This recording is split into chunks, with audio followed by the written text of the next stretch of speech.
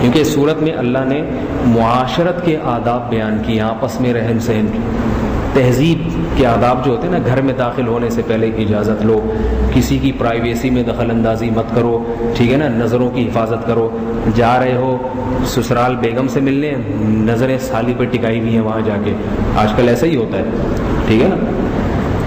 تو یہ بہت سارے اللہ تعالیٰ نے اس میں، اور بھی یہ تو میں نے ویسے ہی تھوڑا سا وہ چھیڑ دیا. گھر میں داخل ہو تو پہلے سلام کرو، تحیۃ من عند اللہ مبارکۃ طیبہ، یہ برکت کا کلمہ ہے. ایسے ہی نہیں بت بن کے گھر میں چلے جایا کرو. کتنے لوگ آتے ہیں دفتر سے آئے جناب بت بن کے گھر میں چلے گئے، بس بیٹھے ہیں، بستہ ادھر پھینکا، پڑ گئے اپنے ٹی وی کے سامنے بیٹھ گئے جا کے. انسان ہو، فیملی کی شکل میں رہتے ہو، خاندان کی شکل میں، تو خاندانی کام کرو. گھر میں آ رہے ہو زور سے سلام کیا، باقیوں نے گھر والوں نے سلام کا جواب دیا. اس قسم کے بہت سارے آداب بیان کیے. ان میں ایک جو سب سے اہم چیز ہے ہماری خواتین کے لیے، اور وہ بھی گناہ کبیرہ کی فہرست میں داخل ہے، اس سے نہ بچنا، وہ ہے شرعی پردہ. سمجھ رہے؟ سورہ نور میں اللہ نے عورت کو ان محرم کی تفصیل بیان کی ہے کہ جن رشتہ داروں کے سامنے عورت آ سکتی ہے اور اپنی زینت کو ظاہر کر سکتی ہے، ان رشتہ داروں کی پوری لسٹ بیان کی. قرآن کی عادت نہیں ہے عام طور پہ فروعی مسائل کو تفصیل سے بیان کرنا. قرآن نے، اللہ نے یہ کام محمد صلی اللہ علیہ وسلم سے لیا ہے، لیکن بعض چیزوں میں قرآن خود تفصیل بیان کر دیتا ہے، وہ بڑے حساس نوعیت کے ہوتے ہیں. اس لیے قرآن خود بیان کرتا ہے، کیونکہ خود نہ کرتا بعد میں پڈا وڈا ہو جاتا. مولوی صاحب جب بتاتے نا کہ عورت اس سے بھی پردہ کرے، اس سے بھی کرے، تو کہتے جاؤ یہ تمہارے فقہ میں ہوگا، دوسرے فقہ میں ایسا نہیں ہے. تو فقہی اختلافات لے آتے. اس لیے اللہ نے قرآن میں خود بیان کر دیا اور کہا کہ اس میں حنفی شافی اختلاف نہیں ہے، یہ میں خود بیان کر رہا ہوں. وہ اللہ خود بیان کر دے، اس میں تو کیا امام ابو حنیفہ، کیا امام شافی، اللہ تو سب سے پہلے ہے نا. کیا خیال ہے؟ امام حنیفہ، امام شافی تو اللہ کے حکام کو بیان کریں گے، تو قرآن نے خود بیان کر دیا. وہ کیا بیان کیا؟ میں صرف آیت پڑھ کے سنا دیتا ہوں. ہمارے ہاں خواتین اس پر عمل نہیں کرتی. کبھی کبھار بدعملی ہو جائے یہ صغیرہ گناہ ہے، لیکن اس کی عادت ڈال دینا یہ کبیرہ ہے. وہ کیا ہے؟ اللہ فرماتے ہیں وَلَا يُبْدِينَ زِينَتَهُنَّ، اے نبی مومن عورتوں سے کہہ دیجئے کہ اپنی زینت کو ظاہر نہ کریں. زینت میں سر داخل ہے، سر کے بال، گردن، ہاتھ کے علاوہ پورے بازو، یوں کہنا چاہیے پورا جسم سوائے چہرے اور ہتھیلیوں کے. زینت میں کیا چیز داخل ہے؟ چہرے کا حکم کیا ہے وہ میں بعد میں بتاتا ہوں. چہرے اور ہاتھ کی ہتھیلیوں کے علاوہ پورا جسم یہ موضع زینت ہے. سمجھ رہے؟ زینت میں تو چہرہ بھی داخل ہے، لیکن اس کو قرآن نے مستثنیٰ کر دیا، الا ما ظہر منہا. عبداللہ بن مسعود فرماتے ہیں، عبداللہ بن عباس رضی اللہ تعالیٰ عنہ کہ ما ظہر منہا سے مراد چہرہ ہے. چہرہ اور ہتھیلی اس آیت میں داخل نہیں ہے. وہ کس میں داخل ہے وہ میں بعد میں بتاتا ہوں. تو اللہ نے عورت کو حکم دیا کہ وہ اپنی زینت کو ظاہر نہ کرے، سوائے چہرے اور ہتھیلیوں کے اپنی زینت کو ظاہر نہ کرے، الا لبعولتہن، سوائے اپنے شوہروں کے. یعنی عورت کا اپنے شوہر سے پردہ، بولو بھائی، نہیں. او آبائہن، اپنے باپ دادا سے بھی پردہ نہیں ہے. ایک ایک رشتہ دار کا اللہ نام اس لیے بتا رہے ہیں کہ یہ دیور اور جیٹھ اور یہ جو کزن پزن سارے جو ہے نا، یہ اس میں خود ہی نوٹ کر لو کہ اس میں ان کا تذکرہ آ رہا ہے کہ نہیں آ رہا. نہیں آ رہی میرا خیال ہے واسطہ. تو اپنے باپ کے سامنے، باپ دادا کے سامنے، او ابنا او آبائی بعولتہن، اپنے شوہر کے باپ کے سامنے، اس کے سامنے بھی آ سکتی ہے، وہ محرم میں داخل ہے. شوہر کے باپ کو کیا کہتے ہیں اردو میں؟ سسر. انگلش میں پتہ نہیں کیا کہتے ہیں، گرینڈ، وہ فادر ان لا.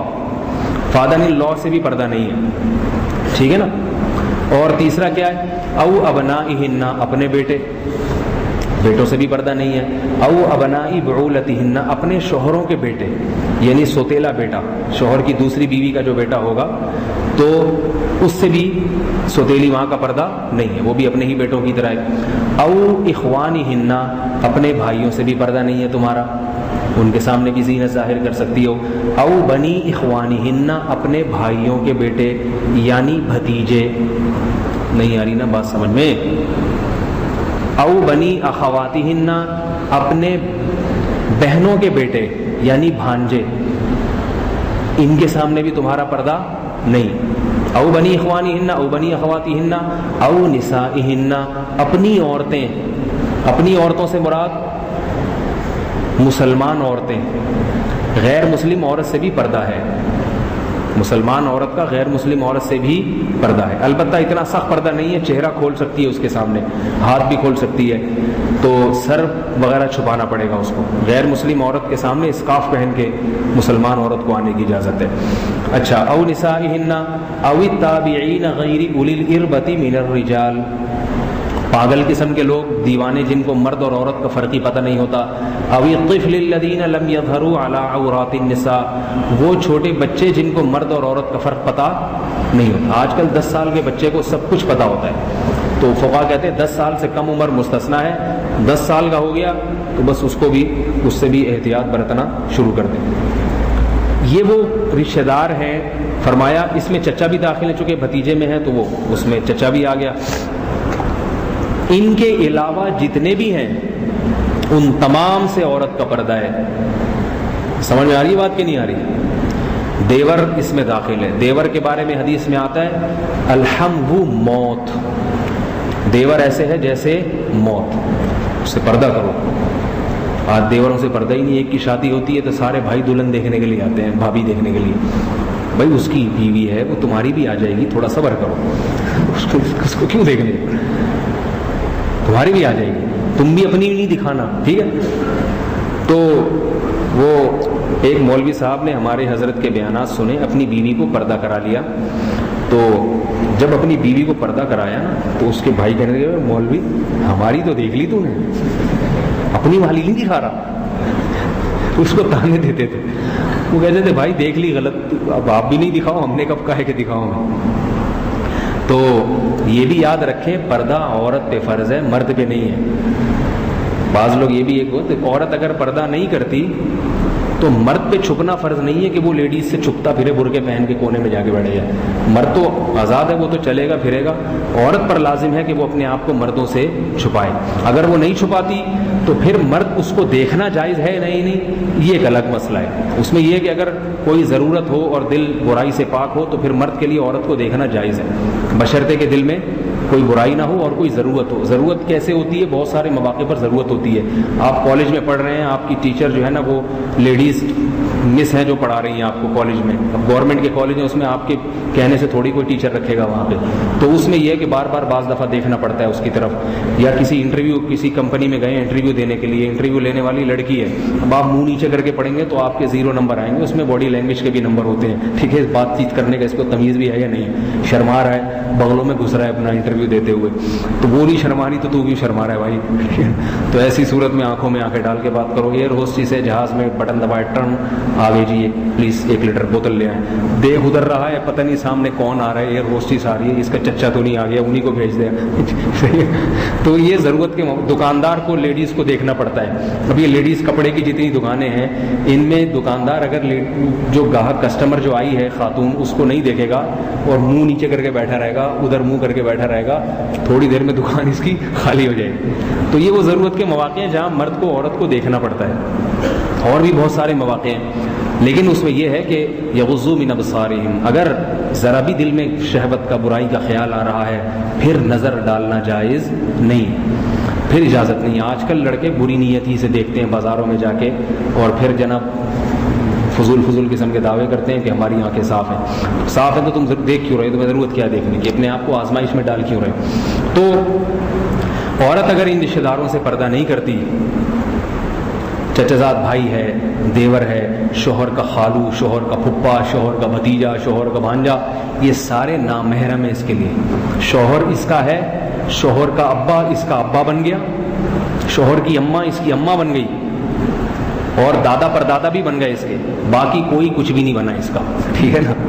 اصول و فروع بنتے ہیں، شوہر کے باپ دادا اور شوہر کی اولادیں اس کی ہو گئی.